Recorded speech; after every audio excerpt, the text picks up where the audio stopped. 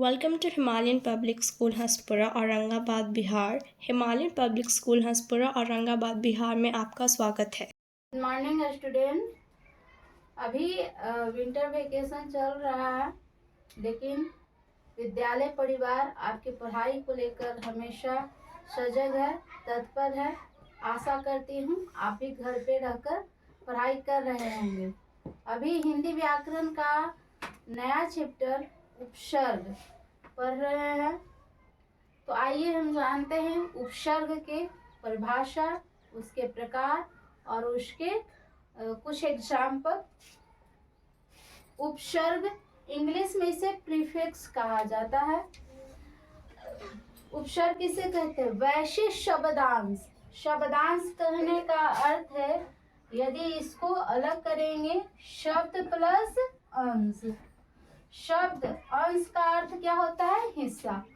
तो वैशिष्ट शब्दांश शब्दों का एक हिस्सा जो मूल शब्द के पहले लगकर उसके अर्थ में परिवर्तन कर देते हैं या विशेषता ला देते हैं, वैसे शब्द उपसर्ग कहे जाते हैं। फॉर एग्जाम्पल, हार एक शब्द है। हार मूल शब्द है, इसका अर्थ होता है पराजय। और हार उपसर्ग जो है शब्द निर्माण की प्रक्रिया है।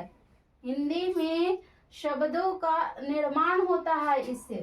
जैसे हार, वी लगा तो बन गया हार। कहाँ? यह था पराजय। और वी उपसर्ग लगने से इसका अर्थ हो गया विहार, घूमना। उप, यदि हार के पहले उप लग गया और ये हार था पराजय और अभी बन गया उपहार यानी गिफ्ट। प्रहार, प्र लग गया और ये बन गया प्रहार या अर्थात चोट। और आर जब लग गया तो आहार। आहार का अर्थ क्या हो गया? भोजन। तो आइए हम जानते हैं उपसर्ग की कुछ विशेषताएं। उपसर्ग शब्द के प्रारंभ में भी ही जोड़े जाते हैं। आप ध्यान रखेंगे, उपसर्ग जब भी लगते हैं शब्द के मूल शब्द के पहले लगते हैं। इनका स्वतंत्र रूप से कोई प्रयोग नहीं होता है। उपसर्ग और प्रत्यय का स्वतंत्र रूप से कोई प्रयोग नहीं होता है। जैसे मान लीजिए उप, वी, प्र, आ, इसका स्वतंत्र रूप से कोई अर्थ नहीं होता, तो ऐसे शब्द हिंदी व्याकरण में उपसर्ग कहे जाते हैं। आइए उपसर्ग का प्रकार। उपसर्ग के हिंदी व्याकरण में 3 मुख्य होते हैं। ऐसे 4 उपसर्ग हैं। संस्कृत के उपसर्ग, हिंदी के उपसर्ग, उर्दू और फारसी के उपसर्ग और अंग्रेजी के उपसर्ग। तो आइए जानते हैं संस्कृत के उपसर्ग को। इसे तत्सम उपसर्ग भी कहा जाता है। आपको ध्यान ये रखना है कि तत्सम शब्दों के साथ तत्सम उपसर्ग का ही प्रयोग किया जाए। जैसे अति, अति जो है शब्दांश है, इसका स्वतंत्र रूप से कोई अर्थ नहीं होता है। और यह जिस शब्द में इसका अर्थ होता है, मूल शब्द का अर्थ है अधिक।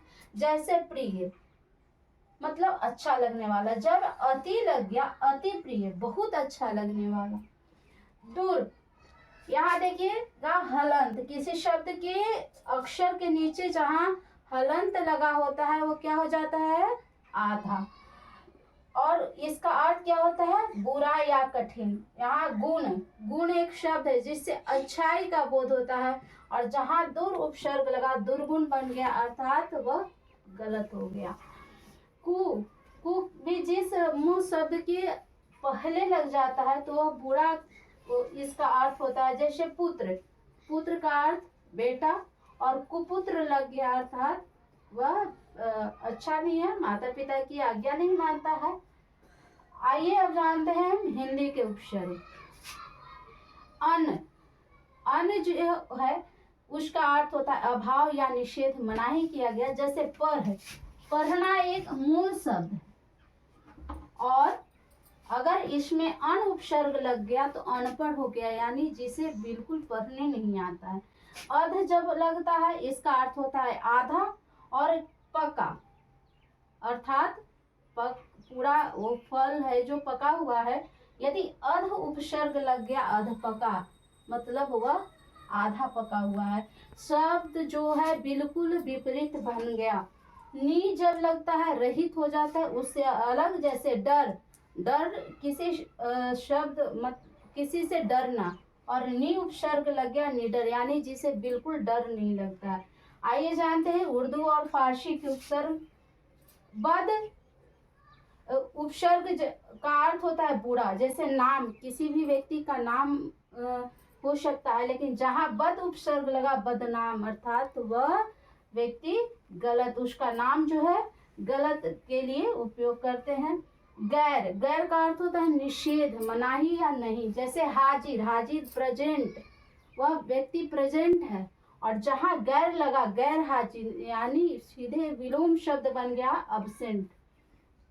ला का अर्थ होता है बिना, इलाज, इलाज मूल शब्द है, इलाज का अर्थ होता है, आपको पता है इलाज।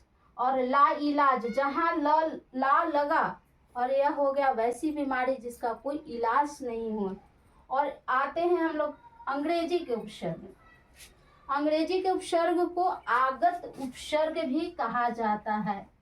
आपको पता है हिंदी व्याकरण में, हिंदी में बहुत से ऐसे शब्द आए हैं जो इंग्लिश के शब्द हिंदी में प्रयोग किए जाते हैं, वैसे शब्द को आगत शब्द या विदेशी शब्द कहते हैं। जैसे डिप्टी, डिप्टी का अर्थ होता है सहायक, कमिश्नर में जहाँ डिप्टी कमिश्नर लग गया और अर्थ पूरे बदल गया।